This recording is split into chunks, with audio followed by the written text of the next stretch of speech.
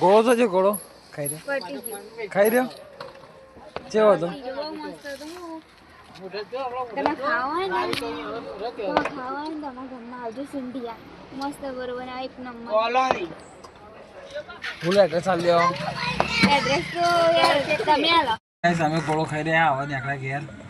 આ છે અમારું સુંઢિયાનું હા પગ બતાવો બસ સ્ટેશન પંચમઢી આ પગ બતાવો આમાં બક્સા ગોળા કેસે જોવા અને ક્યારે પંચમટી જોવા અમારી હોટલ ચાની તમારી નહીં